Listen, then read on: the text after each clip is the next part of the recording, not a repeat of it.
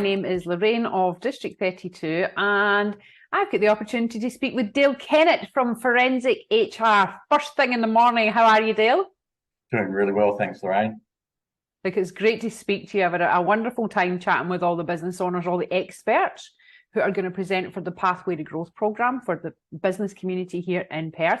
And you're going to present for us, an introduction to HR. Now, before we get into that, what we're going to do is I'd just like to dig in a little bit into who's Dale, what is Forensic HR, although the clues in the words. Did you see that? See what I did there? Exactly. Dale, over to you. What is Forensic HR? What do you do and who do you do it for? Okay, so Forensic HR is a business that I started 20 odd years ago now. It started from just reading the awards and understanding the complexity of the awards. And over time, it come down to you have to really understand a lot about the awards, which is where the word forensic come into play from the HR aspect of it. Because it comes down to it's such an ever-changing environment, the awards, that you have to be forensic in the way that you approach it. Now let's look at it. I've spoken about being in this game and doing it for over 20 years. I'm still learning things in HR and about the awards today, because it's such a changing environment. And so you have to be really up to speed with everything and know what you're talking about. And sometimes knowing the history of the awards can also help you operate better in moving forward. So when a judgment or a change comes into place, you actually understand where that history of that comes down to play. And that's coming down to being forensic in the nature of what you do. Love that name. And like I've heard some of your stories. Now we can leave some of your stories for the participants on the day because they get pretty juicy. But Dale, what do you do for your clients in a day-to-day basis? What's the crux of your proposition? Look, it's really hard to say what the crux is because there are so many variables that I need to approach. There's not really a situation that is the same as another situation. It's going to have aspects similar, but there's going to be a different slant to it. So to talk about what I do for each of my clients, it's really hard. It's better for the client to sort of say, this is my problem. How can you help me moving forward in the future? Okay, great. I think that's the best way. I can give guidelines on introducing clients into aspects and understand some of the basics, but it's really whatever it is that the client is looking for that I then need to build around what it is that we need to have as an outcome. Okay, so therefore, if I was to put an umbrella over your services, though, for people who might not be so familiar with awards, they might not even know what awards are, right? So yes. Let's look at HR there as a concept. You help people hiring staff, firing staff, paying staff.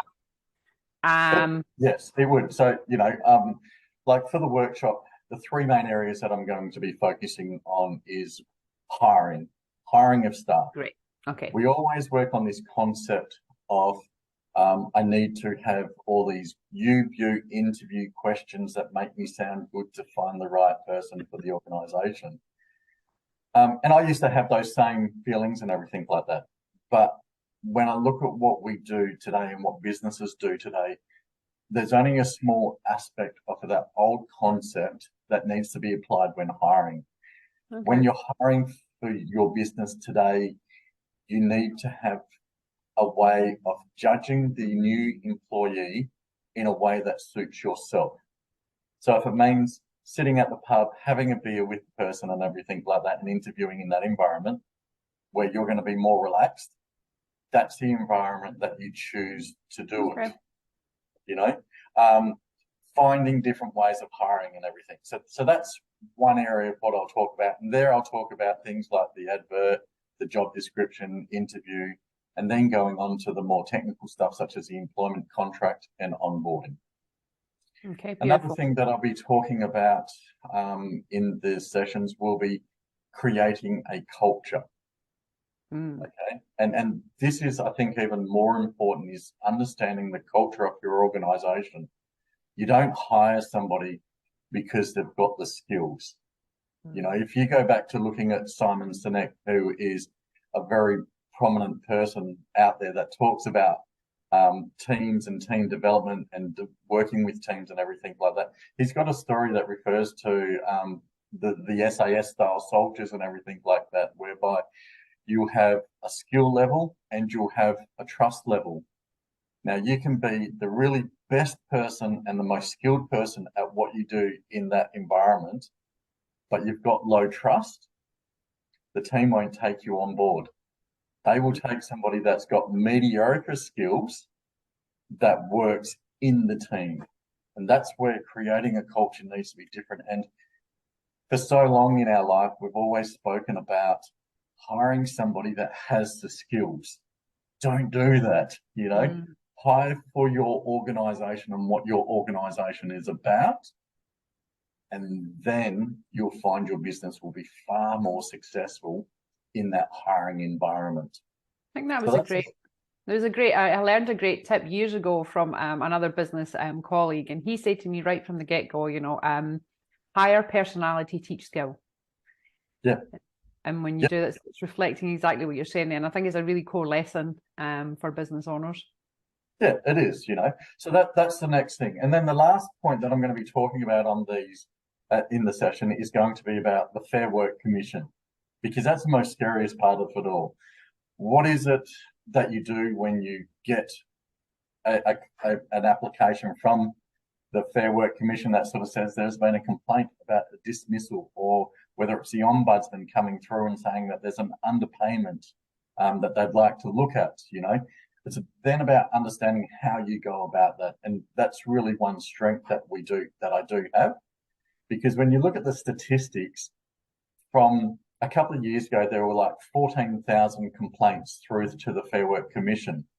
Wow. But of those 14,000 complaints, only about 70 of them went to the actual Fair Work Commission in front of the Commissioner. A lot of it is all settled beforehand. Yeah. And so it's understanding that playbook on how that works is where I come into play as well, because I know how to look at what's occurred with the situation and how we're going to move forward with it, and set the guidelines so that way a company understands before they go into it what the potential outcome is going to be that we're aiming for. Wow, that's a lot of information you're going to share at the workshop, Dale. It's going to be very informative. But Dale, why is it essential that people come along and hear this session? What's the important thing that why is it essential? It's essential because it's about introducing the right way to set up your business. The last part of what I'm discussing about is a Fair Work Commission. We never want to be in that situation there. Yeah. Which means that knowing how to create a culture in your workplace is important, and getting some further tips on how to do that is going to make a business succeed even more so.